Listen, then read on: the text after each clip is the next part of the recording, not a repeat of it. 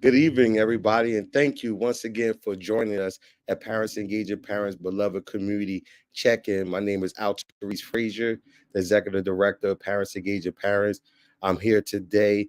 Um, again, just and Erica is behind the scenes, continue to work out. We want to thank her in the work that she continues to do. But today, as for the last couple of weeks, has been an opportunity for us to bring in financial understanding and empowerment with our partners, the Industrial Bank, really being able to stream live every Wednesday, and we've been blessed to be able to continue to do that for another couple of weeks going into the holiday season. So we really want to thank again Karen Highsmith, the Vice President of Management and Operations, who's joined us. And today is going to be an engagement around credit and how we manage it and how we engage the opportunity of that literacy and understanding. So our practice in our credit card usage and understanding how our credit is maximized will be discussed today. So we want to thank you for joining us, all the listeners.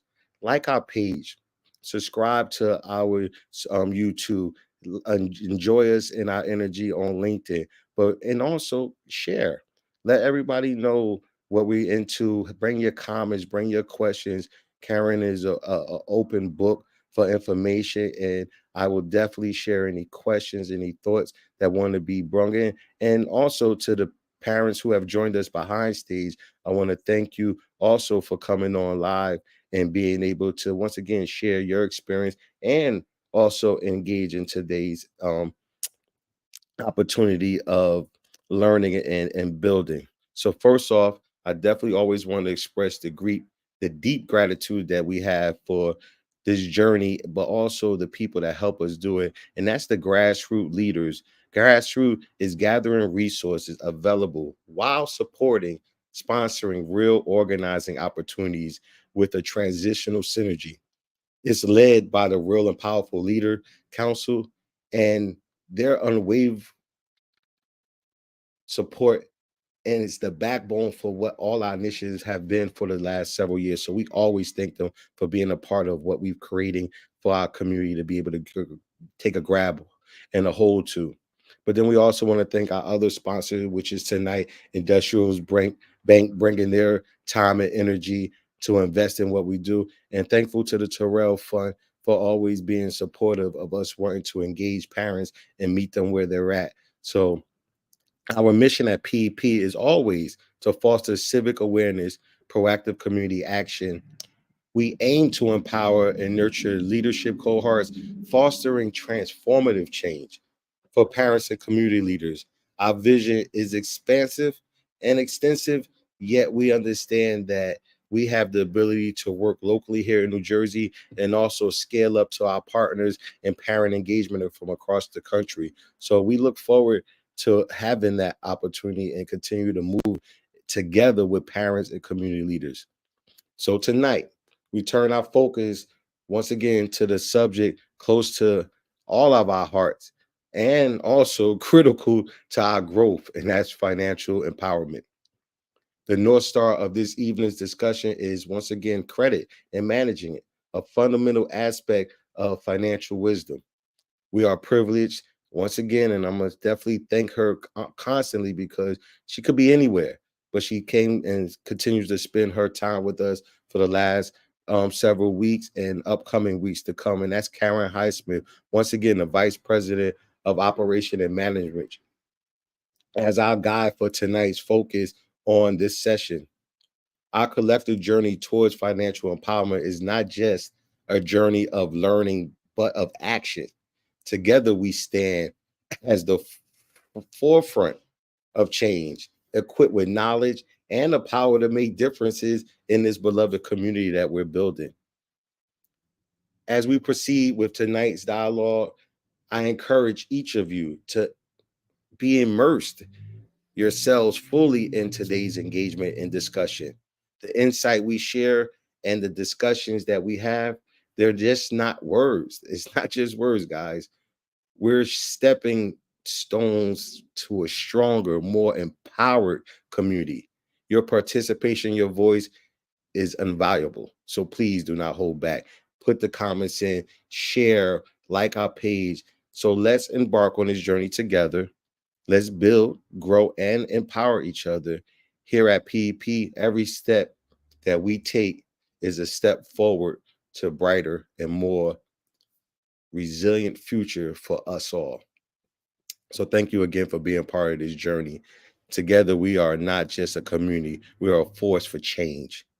So before we start today with this beloved community engagement, and thank Karen again for being behind the scenes and the parents who are in the live stream behind scenes. Thank you guys for waiting. I just want to share a little bit about the community building and gifts of that we are bringing together for the next month going into December. We're going to be blessed once again with our what is this? Wow, our fifth year of winter coat giveaway for children across New Jersey. That's right, our children in New Jersey, it's getting cold out there. We had little light snowflakes just yesterday, so we understand the temperature is thoroughly dropping, and we want to be able to bless our children across New Jersey that we can impact. You know, this is a huge state. We could do what we could do, but we want to make an impact. So we're going to be organizing with partners across New Jersey for a distribution for over 4,000 brand new winter coats for our children.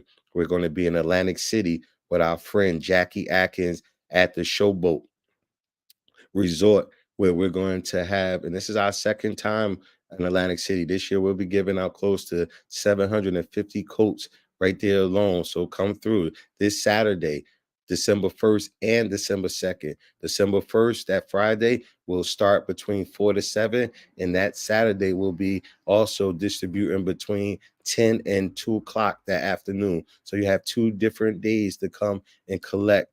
And thank you, Jackie and the Showboat, for giving us those extended days. It's hard to be able to get these locations that will be open. It's cold out there. We want to make sure the parents and the community are able to come inside. So we'll see you guys this weekend at the Showboat.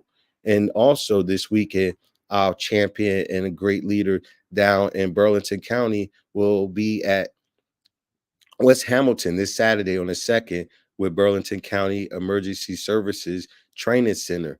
And Senator Troy Singleton and the Burlington County will be joining together to distribute over 600 coats in Burlington County this Saturday, December 2nd, at the Burlington County Emergency Center. East Orange is being blessed as well in their schools, Whitney Houston Academy and the Edward T. Browser Academy of Excellence. Also, the combined amount will be close to 500 coats. East Orange is supporting and working with parents, engaging parents. In Jersey City, December 8th, will be at the Mary Bethune Center, and with our sister and partner Angela Cares, and our leader Angela McKnight, Senator Angela McKnight, excuse me, Senator-elect Angela McKnight, and congratulations, on your leadership and your opportunity to continue in that leadership. But yes, we'll be working with Angela Cares and also distributing close to 500 coats in Jersey City, and that's once again Monday. December 8th, Saturday, December 8th. So excuse me, once again, Jersey City, Saturday, December 8th. And then we'll be in Newark with our friends and family at Rock of Life Church, Pastor Paul, December 16th, toy drive, and over 150 coats aiming to be distributed. And we'll be hitting Patterson, Passaic, Orange. We want to thank Orange also, Councilman Wilma Montague and Ross, working with us to be able to move closely to 400 coats in Orange. And Hillside will be coming to that school, the Hillside Innovation Academy, with over 150 coats. So once again, we'll be pushing this initiative throughout New Jersey. We have a couple more partners we'll be working with to once again push out over 4,000 coats in New Jersey, continuously working in community, continuously working with power, organized people, and organized resources. So with that said, I want to thank you guys. Continue to understand, yesterday was Giving Tuesday. You give on Wednesday as well. So please hit the donation button at PEPNJ.org and also see if you're in a position to come out and volunteer in those dates. So hit us in our inbox with any questions, comments, or thoughts in regards to our initiatives coming up in December. And now I bring on our guest and friend of the show. How you doing, Karen? I'm doing well. How are you? I'm good. I'm good. I gotta let the people know what's going on. Yeah, well, you're doing some wonderful work. I'm really glad to see that there's someone out there networking with other community organizations and really donating and giving to our parents and our children in need. It's wonderful. Listen, I can't do it without the people, without the leaders, without these organizations who could see some real grassroots leadership as possible. We talked about the difference in leadership. We have diva leadership and we have servant leadership. I continue to want to be a servant in anything that I lead because I could walk around that corner, but if nobody comes with me, I'm just taking a good walk. So it's it's about you and tonight's discussion. We're going to be talking about credit, get into, some of the weeds around how we could be efficient in utilizing credit cards, and also how we can avoid some of the pitfalls of, managing those assets. So we want to thank you again. I got a quick question, if possible.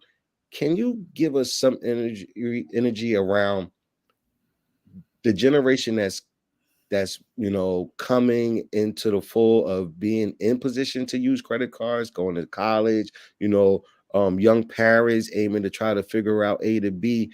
Can you just talk to us and just how do you see the generation, and I don't like to put labels on them, and I know they don't want them, but like Generation Z and the millennials who are walking into either the debt of credit or financial, the lack of understanding financially. What is the insight that you can give, being seasoned in career and in the financial world, to really give some insight to how we touch and move in this space before we jump into your presentation, if possible?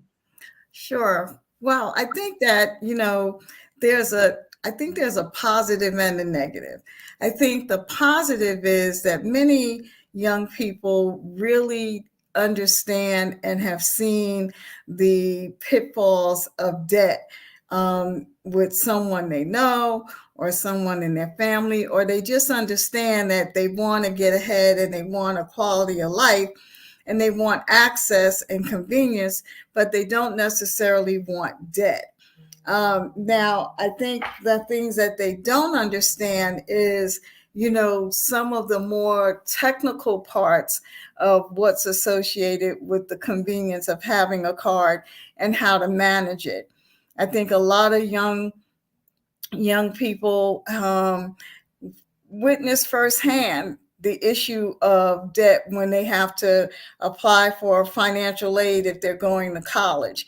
If they're young parents, they understand, the challenges of raising children, or just, working and needing access to additional funds for those things because they may not be in a situation where they've built up emergency funds.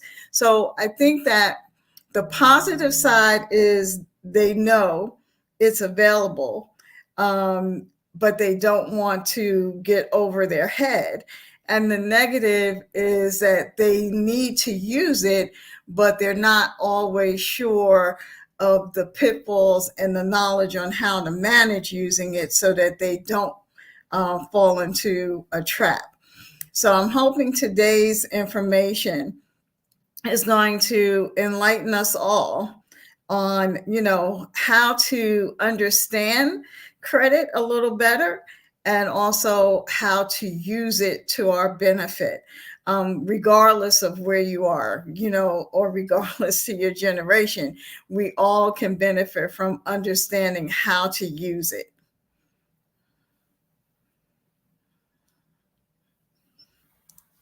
I think you're Thank you on for mute. oh, sorry. Thank you for that, guys, and thank you for sharing. Just want to just give some insight on just how we could think about this and presentation up once again.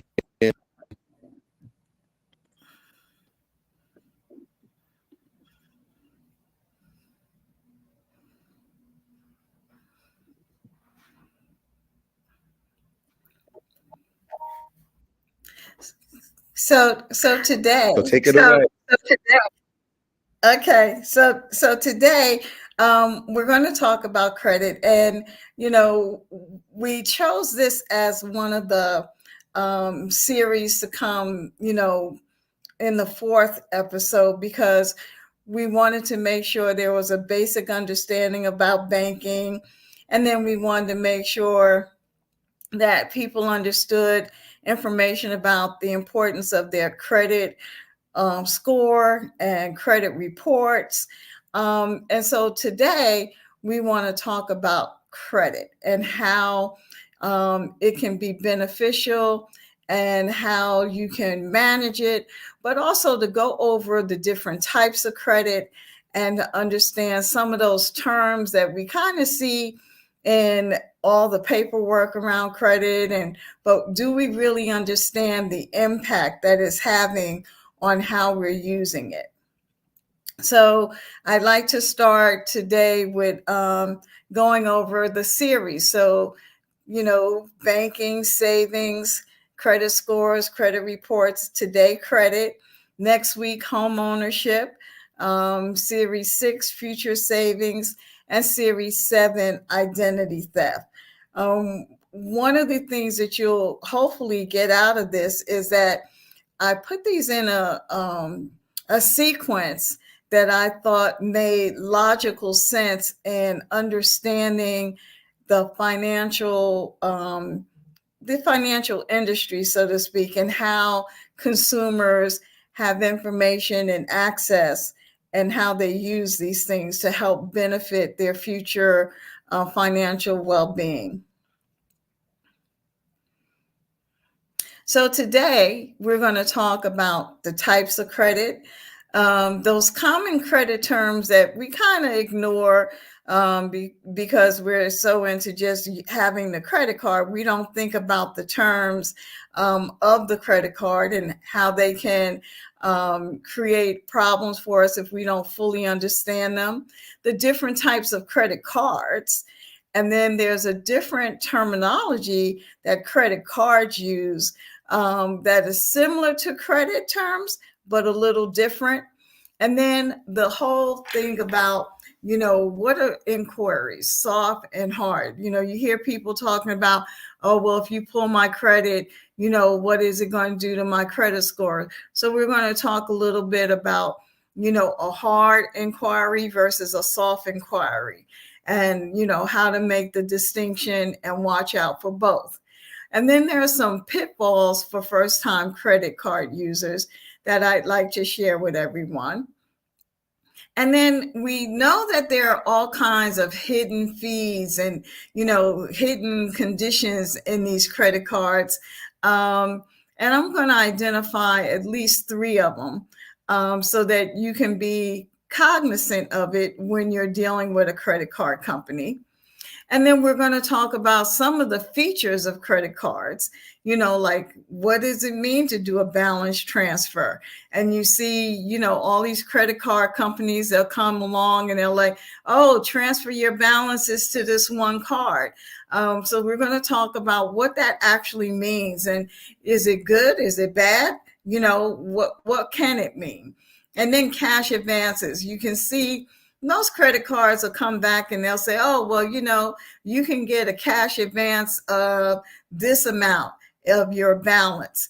We'll talk about what that means and what some of those fees are. And, is it good to use or not good to use, or how you should use it, or make a decision around using it if that's what you need to do. And then authorized users. Who's authorized to use your card? Do you allow other people to use your card? So we're going to talk about the benefits and the do's and don'ts around authorized users. and when to avoid using credit cards. So there are certain conditions or situations that you might find yourself in. And, credit cards are convenient. You pull them out your pocket and you're good to go. But there are some pitfalls and things that we want to help you understand about if you use it for all things and all situations. Where are some things you need to avoid or be cognizant of when you do make those decisions, and how you make sure you have a way out of it so that it doesn't create a pitfall or a financial disaster for yourself. And then credit card debt and personal loans. I thought this was an interesting topic to go over, because we think about credit card debt and we don't necessarily relate it to personal loans. We relate personal loans to something else. But I'm going to tie those two together in a way that can help you see that sometimes it might be a good connection, a good way out of credit card debt. So we're going to talk a little bit about that. And then credit card fraud and identity theft. So we have some ideas, when we think about credit card fraud, we think about, the cards being lost and stolen. We think about not knowing where it is. We definitely report it, but there are also some kinds of fraud that companies can do. And we want to share that with you so that when you go to look at your credit card statement, you'll know to make sure you're not being defrauded by the company that issued the card. Credit card thieves. Yes, that's part of it too. We're going to talk about that when we talk about skimming machines and different ways that people can fraud you and take your credit card information. So there's a section in here about that. Thank you for sharing and bringing that out. That's a very important subject that we need to talk about. Go back one, please. So what do we need to know about credit? Well, the first thing is, as we said, when we looked at the credit card report and your credit card score, your credit score, always review your credit report at least once a year. We know credit offers us a convenience for payment. It prohibits us from having to carry around a lot of cash. There are consumer protections when you use a credit card. You have the ability to purchase home, education, automobiles, and they may even have certain rewards. So if you use a credit card now, for groceries or gas, you can get 2%. There are all kinds of perks that credit card companies want to encourage you to use their credit cards, and they give you rewards. And those are good things, but you have to make sure you understand how to balance those things so that you're not using them more than you should and you're getting the rewards that you deserve. If it's mismanaged, it can be very expensive. It can create excessive debt very easily, and it can contribute to a financial crisis. So those are the things that when we go through this presentation, I'm hoping that you'll have information that will help you understand how not to mismanage it so that it doesn't become too expensive and it doesn't create excessive debt and it won't contribute to a financial crisis, because the knowledge about understanding the credit and understanding credit cards and how they're used and what they mean and how they're hidden fees and all the terms, those are the things that's going to help you manage your credit life. I would never say never use a credit card, because you can't live in today's society because they do offer a convenience. But I do hope that by sharing this information, we can all become wiser about how we use our credit. So there are 4 types of credit. There's a closed-end credit, there's open-ended credit, there's unsecured credit, and there's secured credit.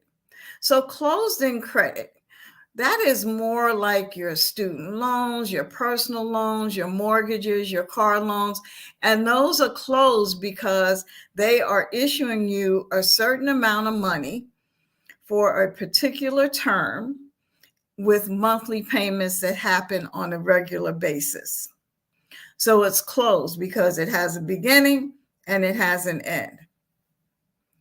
Open-ended credit, those are revolving credit. So that's like your credit cards, lines of credit, store credit, and those you have access to as you're repaying it. So when you have a credit card, if you owe $100 and you pay off $100, well, you still have that credit card to use that $100 again. So it's a revolving credit. So it's open-ended because it doesn't have a beginning or an end.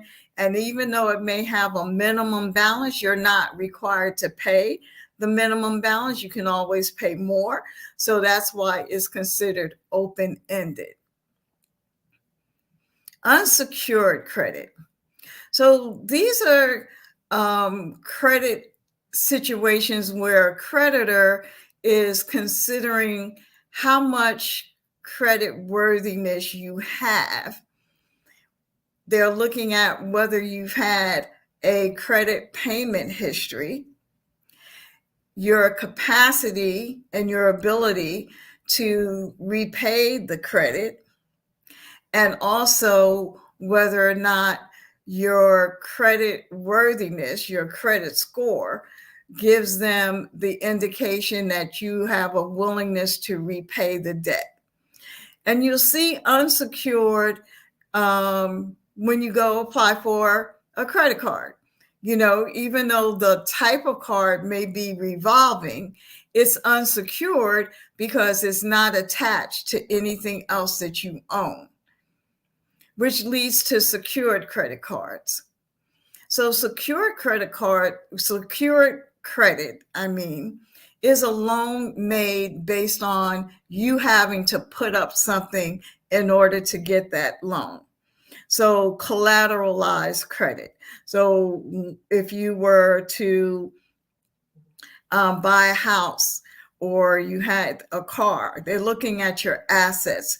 Is this, if you take a personal loan and it's a secured loan, then what it's saying is, well, I'm looking at your assets. So if you have a house, I might put a lien on that house and seize that asset if you don't pay this loan back. So those are considered secured credit.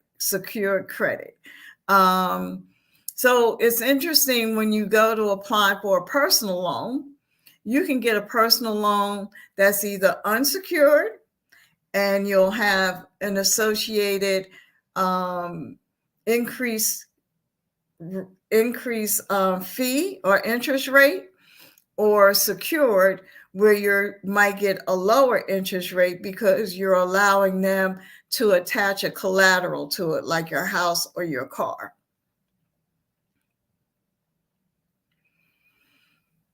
Common credit terms. So we see these terms all the time, but I don't think we pay a lot of attention to them. We pay enough attention to them to get a sense of what they are, but we don't really understand to the fullest extent how they work. I think we all have a general knowledge, but when we get into this presentation, we're going to learn that some of these terms and how the card is being issued can have an impact on how we use that credit if we use this knowledge wisely. So the annual percentage rate, APR. So this is an interest rate that is either fixed or variable, and is charged on the outstanding balance of your debt. So if you owe $100, and you know when you get the credit cards, they tell you, oh, your APR is 21%. Well, what it's telling you is if you have a balance on this credit limit that I'm about to give you, I'm going to be charging you 21% on that balance. And different APRs can be charged to different types of transactions. So typically, if we use our credit card and we're going to a store and we're just buying a pocketbook or a food or something like that, that's considered a normal transaction. So your normal APR would be in effect if you left a balance as a result of using the card for that purchase. If you were to do a cash advance, then the APR for those transactions are higher than your normal APR. So instead of 21% on $100, if you say, well, I owe $100, I have a credit limit of $500, I'm going to go get a cash advance for $100. So that cash advance is not going to be 21%. That cash advance can go up as high as 29%. So you would be paying 29% on that $100, and you pay that immediately. The minute you take that money out, they're charging you 29% or more on that cash advance. So it's important to understand how the APR for your credit card is used for the types of transactions that you'll be using it for. No, go back. I'm sorry. Credit limit. So this is the amount that you can borrow on your account. So sometimes you'll have a credit limit of $1,000. So you have $1,000. Now, if you remember when we talked about your credit score, it said, well, if you have a credit limit of $1,000, to keep your credit score healthy, you don't want to have more than $500 that you're using at any one given time on that credit card. And you would like to, if possible, pay that $500 down as quickly as possible, because if you carry it too long, then you're being charged that annual percentage rate of 21% on whatever that balance is. So it's important to understand what your credit limit is so that you never go over the credit limit, because if you go over the credit limit, that's an additional over the limit fee. So that's all of that information in the fine print that says if you go over $1,000, then I'm going to get the opportunity to charge you an additional fee on top of the APR that is associated with the balance. And that's what the next item says, over limit fees. Those are done on any debt that exceeds the limit of a card. And when you do that, sometimes the issuer of the card will prevent you or preclude you from making any additional purchases until that is resolved. And now, in addition to an over the limit fee, you may also get charged with a late fee. So credit card companies make their money on fees. And it's important that we understand all these different fees and when they come into play, because that means that while we're thinking we're trying to get out of debt, we're actually increasing our debt. Late fees. If you pay your loan or credit card payment late, that's another fee that they can charge you. And all of this fine print is in the credit card paper that they send you. But, like most of us, when we get the card, you're not really paying attention and reading that fine print. We're just ready to have the card for convenience to use what we needed to use for. But this is a way for you to understand, take some time and look at it beforehand, or understand as much as you can beforehand before you accept the card, so that you'll understand how you can get the benefit of using that card. Now, grace period.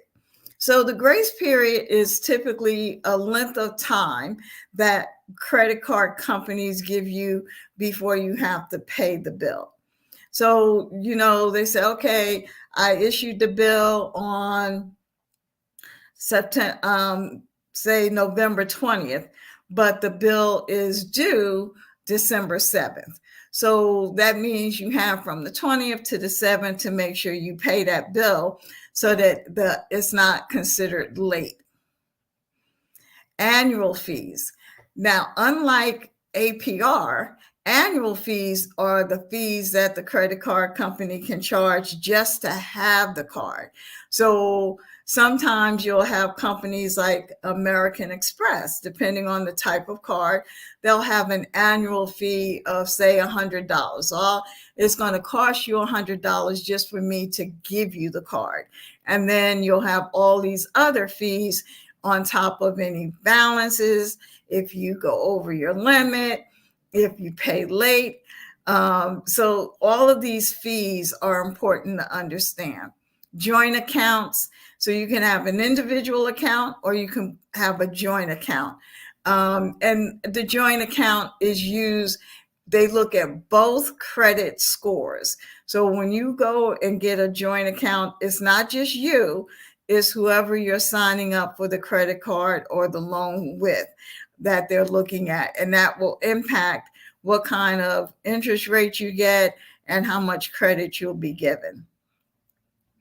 Authorized user. Now we're going to talk about the authorized user a little more, but this is where you as a credit card owner will put someone else on your credit card to give them the authority to use it. Now, however they use it, you're still responsible for the bill. So you want to be really careful about assigning or allowing other people to use your credit card. And we'll talk about when it's somewhat okay and then when it's completely not okay. Thank you. Types of credit cards. So as I said, there are types of credit, and now there are types of credit cards. So your premium credit card. So this is for people who have really, really, really good credit. They get higher credit limits and they get lower interest rates. So they get fewer fees. And they don't typically have to pay an annual fee. So this is someone with really, really outstanding credit. A secured credit card. So this is when people who might try to reestablish their credit or establishing their credit for the first time, and credit card companies will give them a credit card and they say, okay, I'll give you a credit card limit of $750. But I want you to put some cash up front to secure it. So you might have to give them $200 and they'll put that $200 in escrow and give you the opportunity to have a card for $750. And they'll monitor it and see how you're using the card. And if you go for a certain period of time, you might go into having one that's not secured. But this is really used by credit card companies that want to help people establish credit for the first time or help them reestablish their credit because they had a problem with their credit in the past. Then there's your standard credit card. And this is like the middle range interest rate. So this is the one we typically see where they're talking, anywhere from 19 and above in terms of your interest rate. So these are the cards that are generally used by everyone. Then you have a business credit card. So people who have registered businesses like to have a business credit card because it helps them track and manage the credit that they use that's associated with their business. It's good for their tax reporting. It's good for their credit rating because it doesn't affect their personal cards. And you now have student credit cards. So these are initial cards for students, and you find that these are really, really low credit limits. Some of them may be no more than $100, and or a few $100s, and they're really just designed to give the student convenience of access without them having the ability to go over. And in many instances, some of the student credit cards are attached to a parent's income or something like that. Store and gas credit. These are different from Visa and MasterCard because they can only be used by that store or that gas station. So they're good if you have a designated type of way you want to use a card. Say you want a gas card and you're going to get points back. You can have a gas card and you're only going to use it for gas. Or if you have a department store card, this is another instance where you would have a card that's not a Visa or a MasterCard. It's just for that particular store. And then subprime, those are cards that are used with really high interest rates. And they're considered substandard credit cards. And it's not, it's different from a secure credit card. These are credit cards that you really have to be mindful of and not try to use or sign up for. Next slide. Okay, credit card terminology. So there's a lot of information on this slide, and I'm going to try to, give you a sense of it. Some of it you probably know, we've gone over, but it just tells you a little bit more about what the terminology is that is associated with a credit card. So the limit we talked about, the balance is what you owe. The interest is the interest of the percent of the credit card balance charged by the creditor. So it's a little different from the APR. So this is the one that you're charged by the creditor and the lender. So you can have multiple types of interest on a credit card. And it's important to understand that. And there could be multiple types of interest in any kind of loan. The grace period we talked about, your basic financial credit terms. So these talk about the fees, the terms, when the fees get applied, what the fees are. And this is all of the detail that comes in those little, inserts when you get your credit card. It's also a way for you to kind of look some of this up before you sign up for a card. Now, this is a good one, introductory rate. So you know how you might see credit card companies say, oh, I'll give you an introductory rate that is for a specific period of time. So for the first 6 months, your interest rate will be 9%. And then after 6 months, it'll jump to the regular APR of 21%. So that's important for you to understand, because if you know you're going to get this card and you might need to use it and you build up a lot of debt and you don't pay it off before that introductory rate or that period runs out, you'll end up owing more interest on that debt. Compound interest. This is additional interest that accrues on your interest added to your balance when it's not paid in full each month. So remember, we talked about if you have a balance of $100, you're paying the APR, 21%. Now they're saying, well, I'm compounding that interest because you didn't pay it in full. So now it's a compound interest on top of the APR. And we talked about authorized users, and we talked about the revolving credit. So I share this with you so that, we become, the more we know, And the more we understand the terminology and the types of cards, the wiser we can be in how we use our cards and how we establish debt on the card and how we create a strategy on how we're going to pay off the card when we do use it.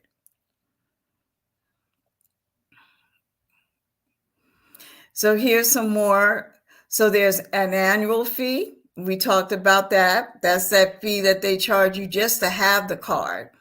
Then there's a balance computation method. So Hey, Karen. yes. Real quick, thank you. Listen, thank you for this information. I got a question, if I could. Sure. I want to bring one of our parents from behind the scenes to come in and ask her question if we could. Absolutely. I'd love that. Hi.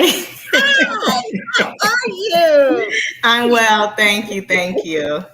Okay. So my question is, I'm about to put my business out there, but I do not own a credit card because I always believed in to save my money for something that I want. If I don't have the money, then I just don't get it.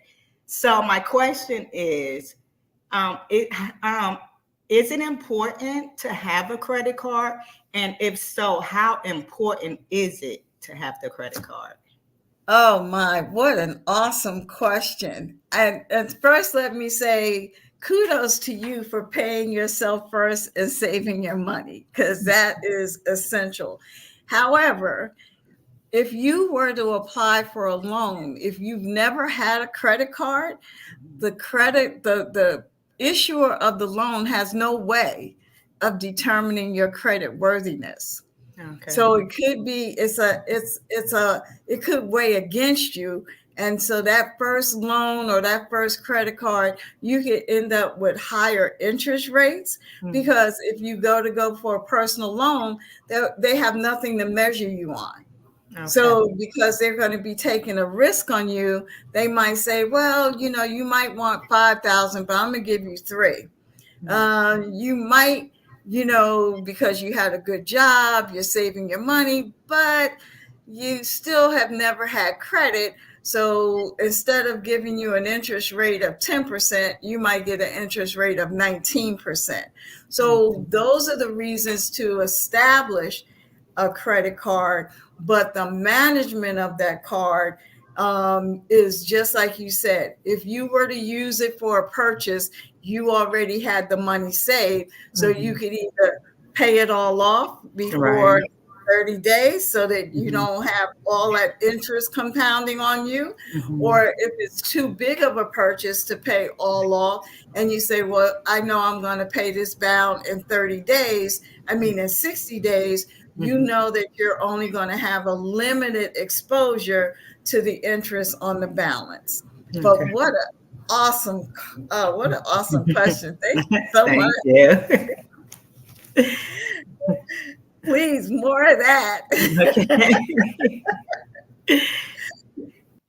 So, as I was saying, the balance computation method. So, credit card companies, they make a lot of their money off of the fees. So they have a way to calculate the APR, apply it to a change, and then they look at your average daily balance over the month, and they kind of factor that in to, an additional cost to you. So it's really important that you understand the terminology, understand what type of card you're using, understand some of the terminology and how it's applied so that you can manage your credit and your credit card usage. Your transfer, we're going to talk about balance transfers because that, they make it so enticing to transfer the debt of one credit card or multiple credit cards to one that it looks as though it has a lower interest rate. So most of these balance transfer cards do have a lower interest rate as part of the marketing scheme.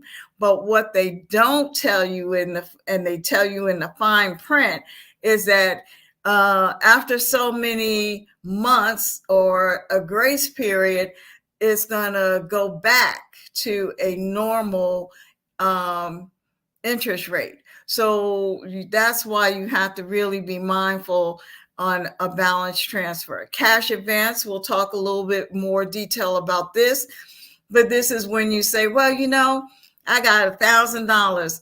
I've spent like $200 in credit, but I need cash.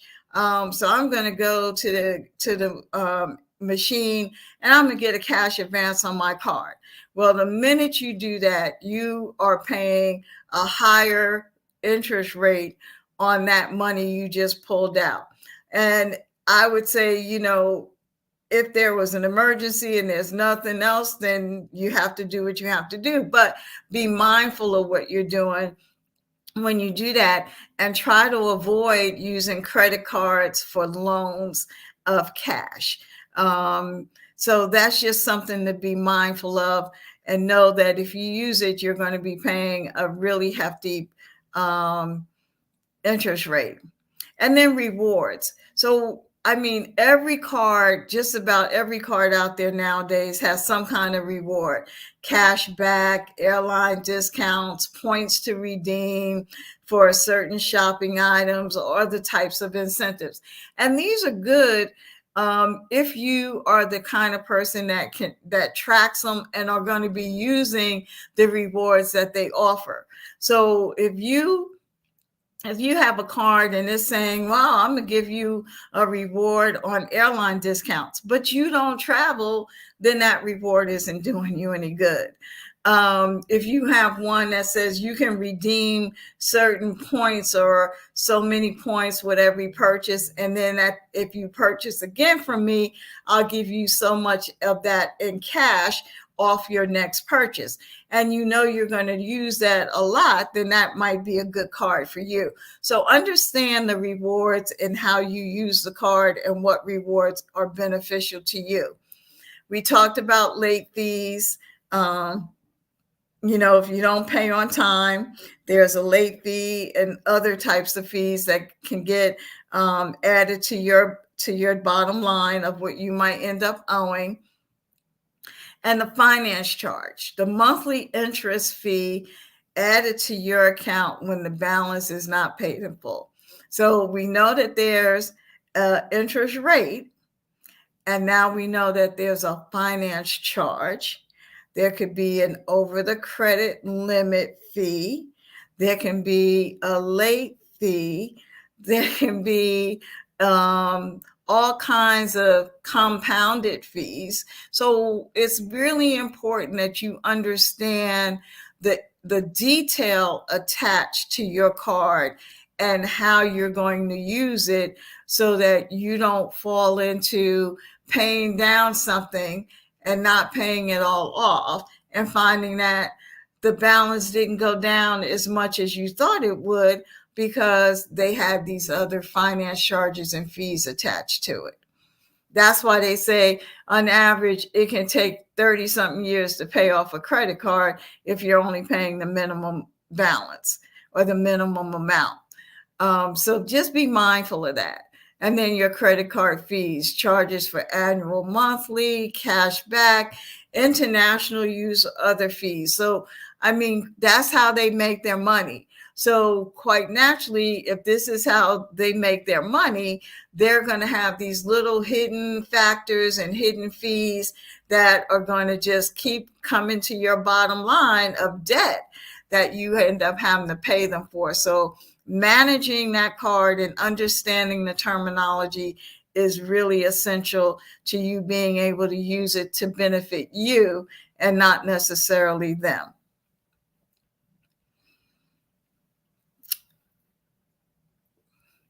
Go back one. Okay, hard and soft credit inquiries. What's the difference? And this is important for us to understand because, there are things that impact your credit score and there are things that don't impact it the same way. So a hard inquiry. So a hard inquiry is when a lender is going to make a decision to offer you a loan, to give you a loan. So all the time that you're kind of contemplating a loan and you're researching interest rates and, you're looking at this and looking at that, those are soft inquiries. But the minute you say to that lender, yes, I want the loan, then they're going to do a hard inquiry on your credit report. They're going to pull your credit and they're going to look at your credit score. They're going to look at your payment history. They're going to look at the type of credit you had. They're going to look at everything we talked about in the previous session on credit scores and credit reports. And that's how they're going to make a decision. Now, remember that we might be looking at Experian and TransUnion and all of that, and we see one score. But if you're going for a car loan, the car industry might have their own credit score or FICO reporting score that they use, and it's going to be different than what we see. So that's why you say, well, I walked in here, my credit score was, when I checked it, it was 725. And you sit down with the car dealer and he's like, oh, yeah, your score is 696. And you're like, what? How did that happen? And what they're not telling you is that they have their own scoring system that they use in the industry that's different from the scoring that we see in some of the credit agencies. So that's important to know. So it happens when you apply for a loan, when you apply for a house, when you apply for a car. And when they do that, you might see a slight dip in your credit score. And these type of inquiries can stay on your credit report for 1 to 2 years. Now, the big thing is if you're shopping around, one of the benefits that you say, well, I'm shopping for a car. So you might go, say, the GMC, and then you go the Cadillac, and you go. So if you're doing that within the first 14 to 45 days that you're looking for a car, that one inquiry is being used by all of those auto dealers. So that's why people shop around, because it's only one credit inquiry, one hard score. So everybody's looking at the same score. Now, if you go outside of that time frame, then they're looking at it again. They're pulling another credit report. So it's important that you do your shopping around within a very condensed time frame, so that if you go to Cadillac and you just came from GMC, you can say, yeah, I just looked at this. Someone already pulled it. Look to use that report. So that's the benefit or the exception to the hard inquiries. Soft inquiries. So this is where you're not being offered credit. You're shopping on your own for credit. So, and it can happen without your knowledge. So, employers can run credit reports before they hire you. If you're doing a promotion, if you're looking at a promotional credit card and you're not sure whether you want it, that's a soft pull. And you notice that when some of these credit card companies come to you, or some of these loan people who are offering loans come to you, they're like, this doesn't have an impact on your credit score, because they're considering a soft pull.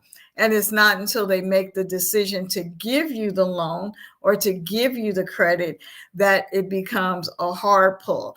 And it's also interesting to know that in a promotional situation, they can say, oh, yeah, this looks really good. Based on what I can see right now, I might be able to offer you this loan or this car loan at like an interest rate of like 5%. And then when you go to pull your credit report, and they'll come back and say, oh, well, I didn't have your credit report in front of me, but now that I have it, I might not be able to do that 5%. I might be able to do like 7%.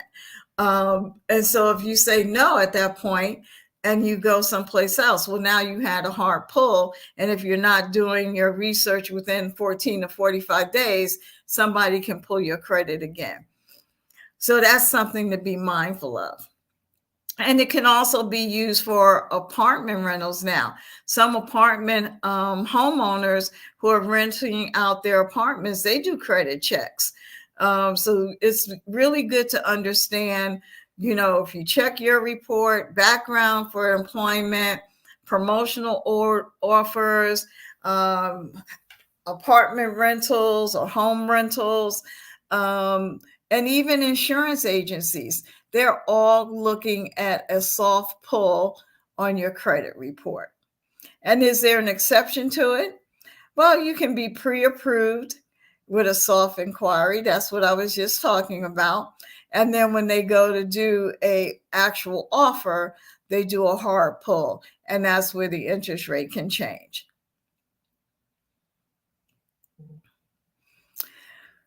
So if you're a first-time credit card user, these are some of the things that you might want to be mindful of. So when you don't have credit and you've never had credit, a creditor is looking at you and they may reject you because they don't have anything to measure you on. They might offer it to you, but your interest rate might be higher because you have never had credit. And so they'll say, well, I'll give you this limited credit limit, a lower credit limit, but a higher interest rate. And then if you make a late payment, it might be a small fee, but that late payment stays on your credit report for years.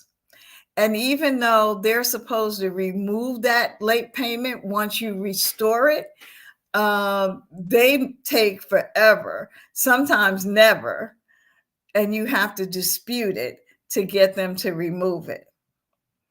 Fraudulent charges.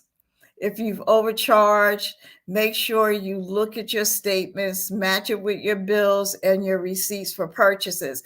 And I'm going to talk a little bit about fraudulent charges and where, we can see some fraud and it's so tiny or small, it can be overlooked. That's why it's good to check your credit card statement with what you purchased during that month. Keep track of your receipts. And like I said, hidden charges, late payments or missed payments can result in an annual fee. So they can have something in the hidden state in the small print that said, oh, if you miss a payment, in addition to the late payment charge that the late fee I'm going to charge you, I might now charge you an annual fee to have my card. So you have to be really, really careful with all of those hidden charges.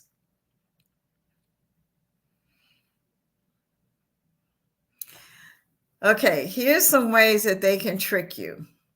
So one of them is they say, oh, I'm going to give you this low interest rate. And then if you look closely, it says as low as.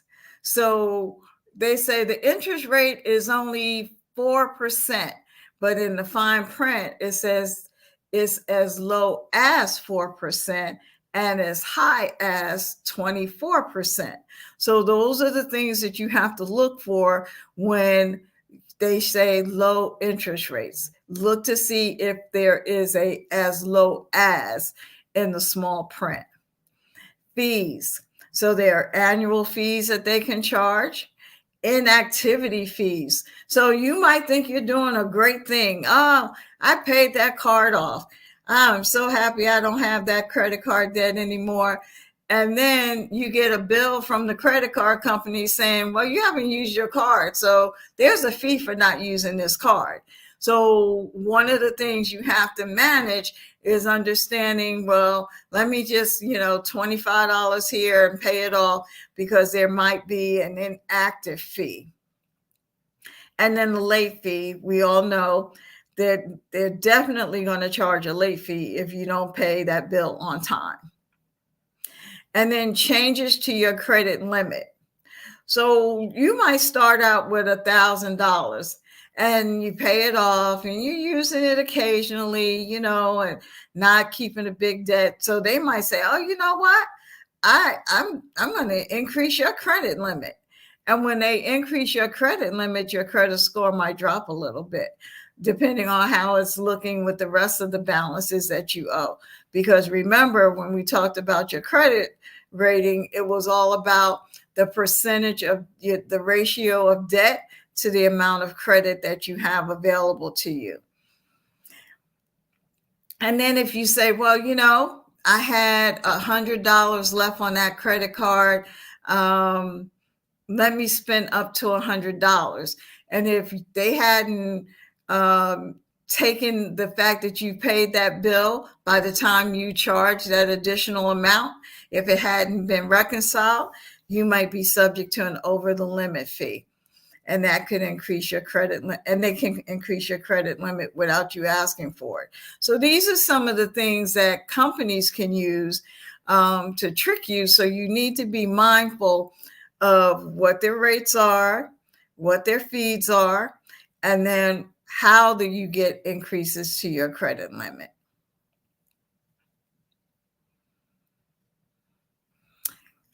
Balance transfers. So it allows you to transfer the balance of one card or multiple cards to one card. It can happen during the application process, or it can happen after the application has been approved. So if you're looking to do that, you need to make sure you understand, how does a balance transfer work for that particular card? Are you giving it to me during the application process, or are you giving it to me after I've been approved for the card? All of it is going to impact your credit. Your credit score is a factor in your eligibility for a balance transfer. So if you have a balance of, say, $1,000 on 3 cards, and you're paying, 19% interest on all 3, and you want to transfer that to a card that has a interest rate of, say, 10%. Well, the creditor is going to say, well, let me look at this credit card. Let me look at your credit score and see whether I think you're credit worthy to get a 10% card, regardless of the fact that you want to transfer your balances. They may say, well, I'll let you do 500, but not the whole thing. So those are things that you have to be mindful of in terms of what your credit score is when you go to try to use a card for a balance transfer. And you can talk to the creditor about all of this information before you sign up for it. Probe them, ask them questions, have them tell you what this is all about before you just sign on the dotted line to accept it. So what factors should you consider? What are the fees? Are there various fees when you go to transfer? If I get a low interest rate, but then you're attaching a fee, then where's the savings to you? Promotional introductory period. So if I transfer $1,000, but you tell me I got to pay it all off in 6 months, or that 10% you gave me is now going to go to 23%, those things you want to understand. Like, what is the period of this low interest rate for this balance transfer? And then, as I said, the interest rate for the promotional period ends, and then you're back to a regular rate. So if you're back to a regular rate on a balance that you had across 3 cards, or now you transferred it to this one card, you haven't paid it all off. So now you have a bigger interest rate. And then your transfer limits. How much can you transfer, and what are the factors? Well, we know your credit score, and then the limit on the new card. So if the limit on the card is only approved for $1,000, but you have 5,000 that you want to transfer, that's not a good card. That's not going to work for you.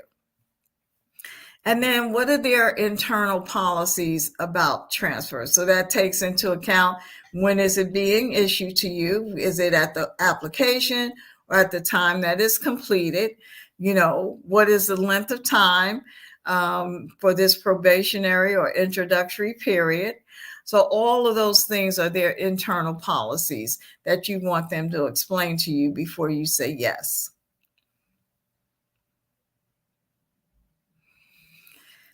So these are the ins and out of credit card advances.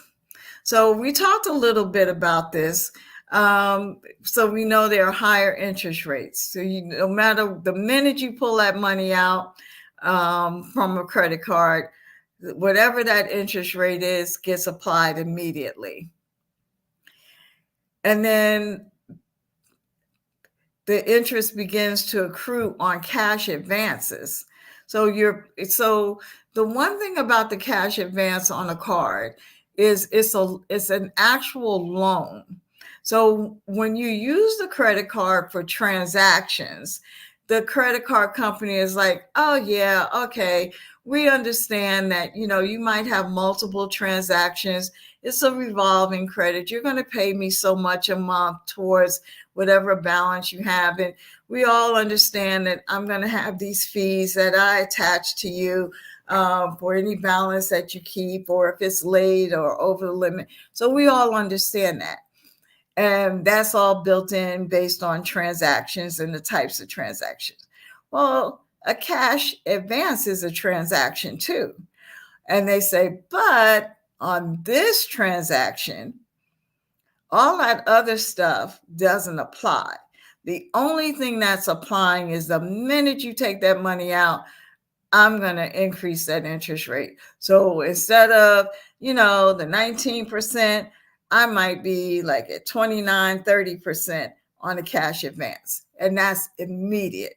So when you get your next bill, it's going to show that you owe, for those normal transactions, $100 with, the 19% being applied. But when they see that that other money that you took out as your cash advance, that's going to be on that bill too. And that interest rate is not going to be at 19%. It might be at 30%. So you're going to be paying on that. And then if you don't pay it all off, then that is going to get compounded as well.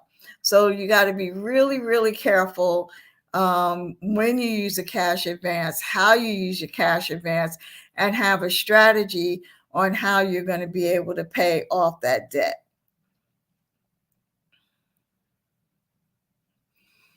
Do's and don'ts for authorized users. So if you're in the house, if your family members are trying to establish credit or reestablish credit, you might, add your son or your spouse or your daughter to your card. But when you do that, you have to have some ground rules on, how the card is going to be used, so that as a family unit, you're controlling the spending to avoid any debt. And then you want to cut up all the card offers that are sent to your college age child, because you want to make sure they don't go in and just establish all this credit on their own without understanding the pitfalls, and then you being somewhat responsible. And then if you do have an authorized user, say you had your son or your daughter and they, got a job, moved out, got married, you want to make sure you take them off your card. Now, what you don't want to do is you don't put yourself as an authorized user on a stranger's card. So sometimes there are these predatory websites out there, and they'll say, oh, I'm going to help you build your credit by adding you to John Smith's credit card account. And the minute you do that, the first thing they've done is they've collected your personal information and they've charged you a large fee. And now someone has your information and could potentially have an issue. You can potentially have an issue with your identity and your credit, because now their credit is going to impact your credit.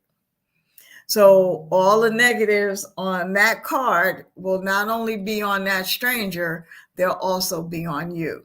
So never, ever sign up as an authorized user on someone's card that you don't know, as a tactic and the illusion that is going to help you build your credit, because it doesn't.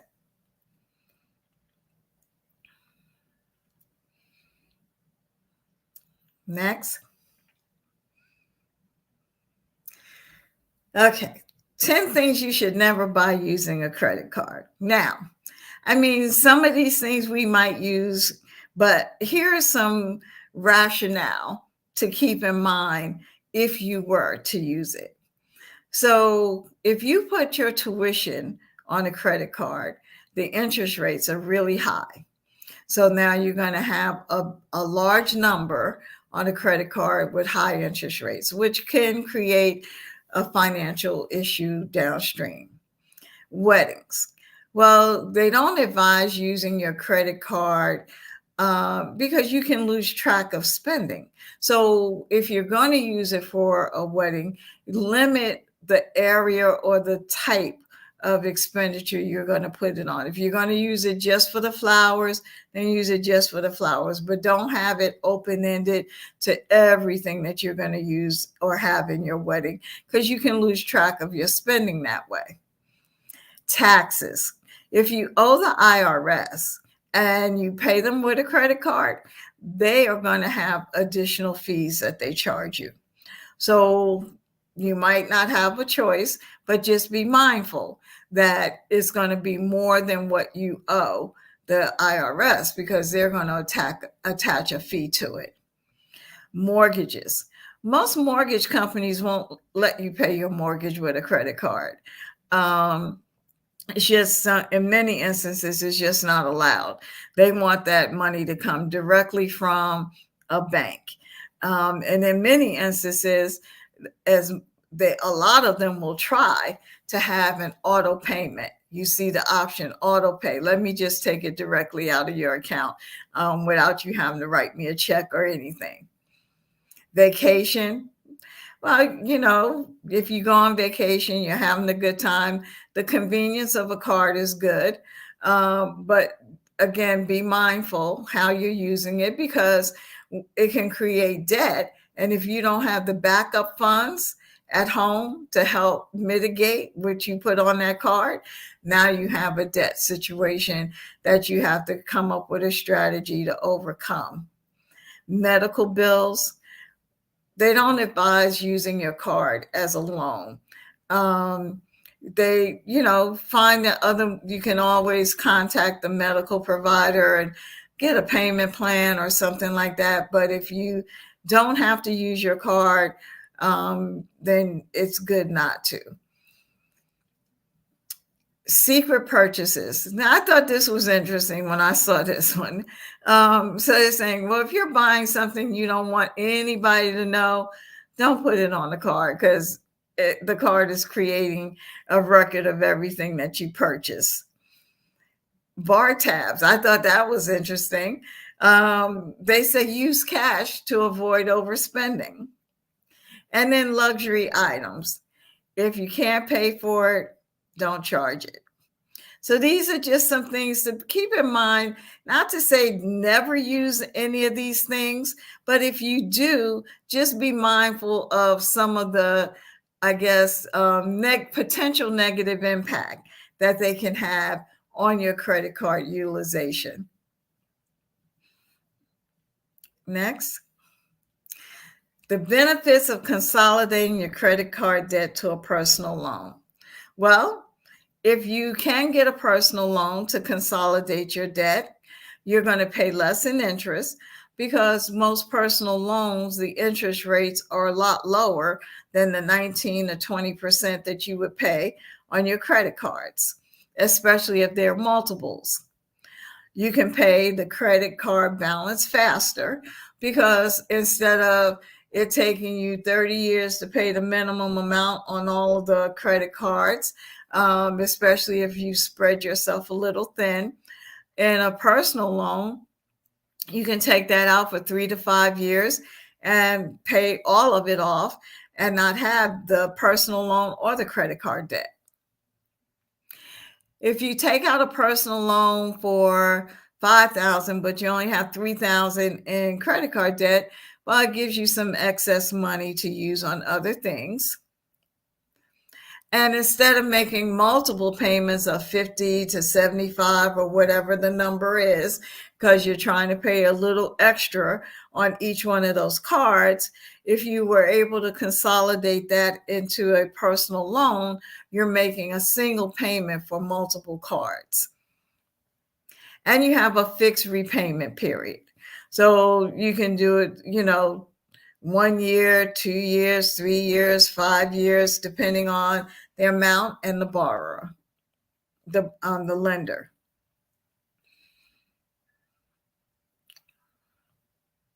Next, credit card fraud, how to identify it. So, restaurants are the only situation where we actually give our card to someone and not expect that there could be fraud. Well, actually, they can put little fees or tips on your card that's outside of it. So you have to watch, when you get that bill, what was done. And now you see restaurants, they'll bring something to the table as opposed to taking the card away. Skimming machines. So this was one of the things about credit card thieves and skimming machines. So sometimes you can go to, it gave an example of a gas station. So you go to one gas station and then you go to the next one. You notice there's something on top of the other gas station where you would insert your card.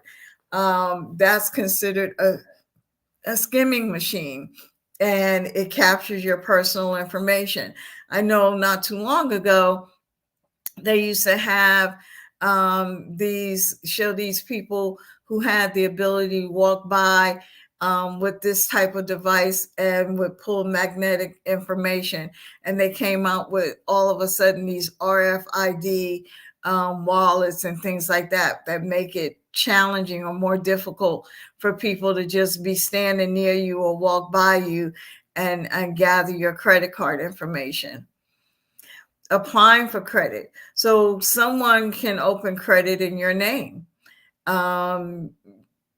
There's nothing you can do that. If someone applies, they know enough about you, or they use your name and make some of the other stuff up, or use someone else's social security. I mean, you have to be careful because there are people out here who would use your information. That's why they say, the dark web, and if is your credit card on the dark web, or even when you have these companies who have breaches.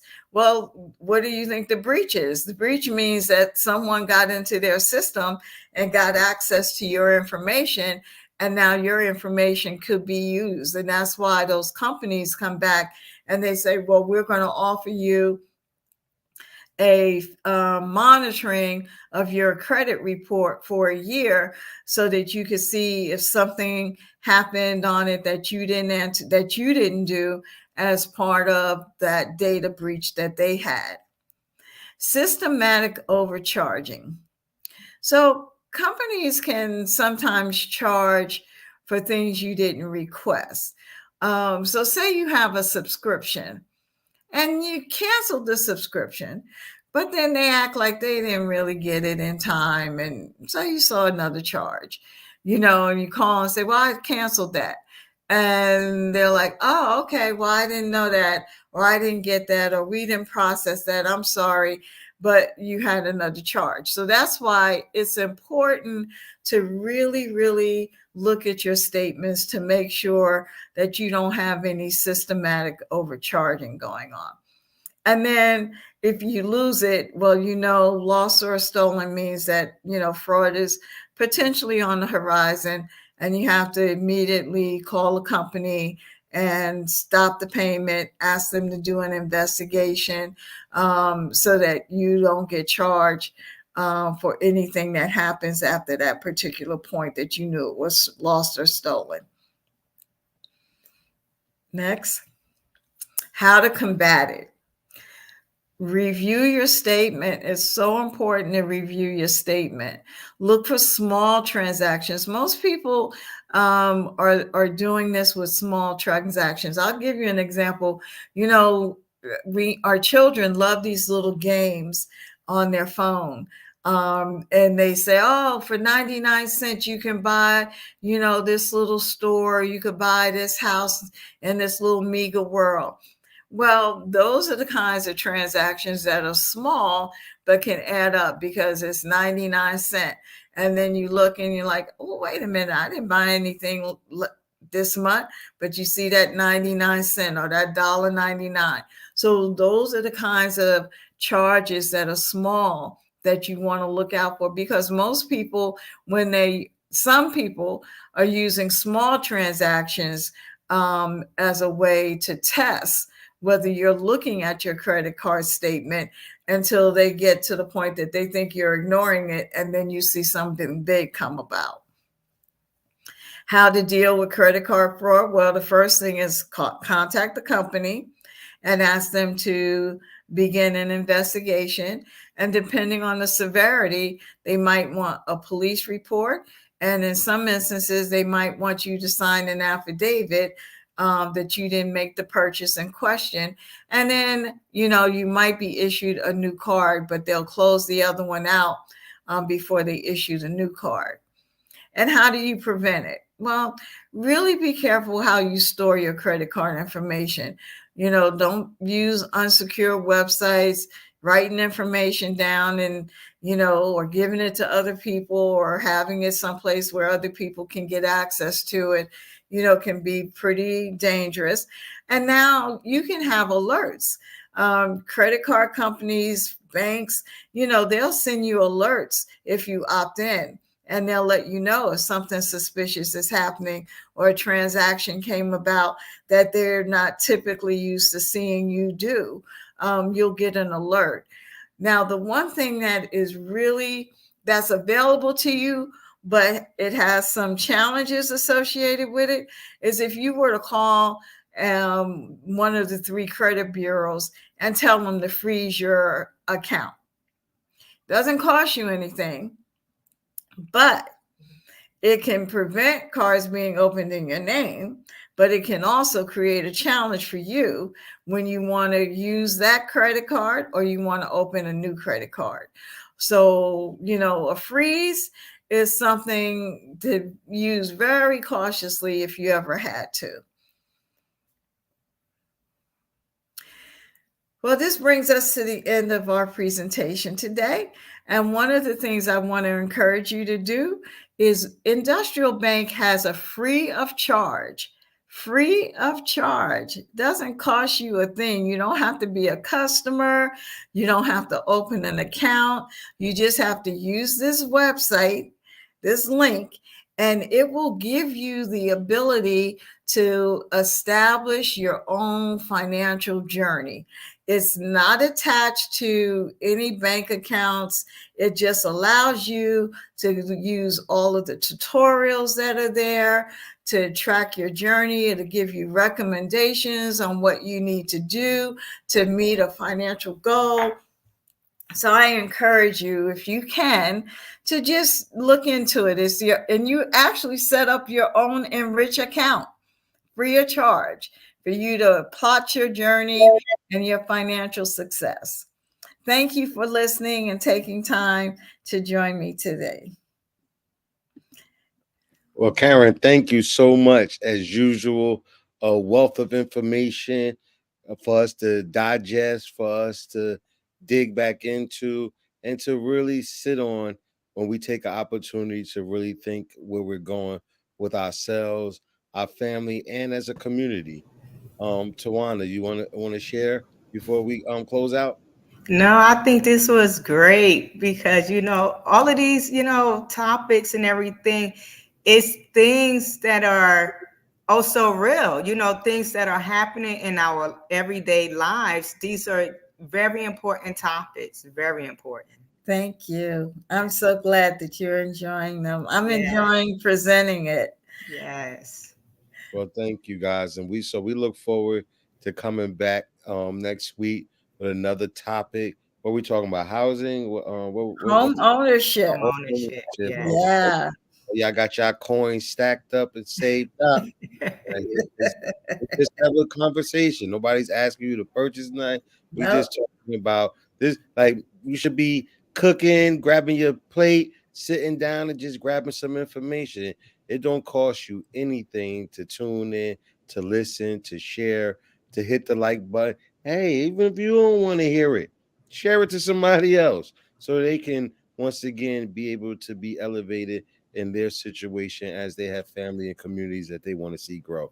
So thank you again. Also, remember that we have our coat drives going out. Follow us on all our social media platforms so you can be in tune with what's going on and where it's going on. Thank you again for all our leaders. Please understand we cannot do this without the resources and investments that is needed, and that's time, energy, and money. So please hit the donation button at Parents Engaging Parents, PEPNJ .org. Thank you. Have a good night. Thank you, everyone.